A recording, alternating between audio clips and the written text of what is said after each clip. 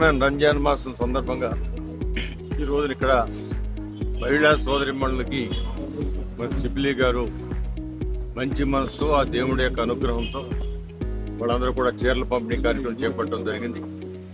రంజాన్ ఎంత పవిత్రమైనది, దాని ఉద్దేశాలు కూడా అంత పవిత్రమైనవి.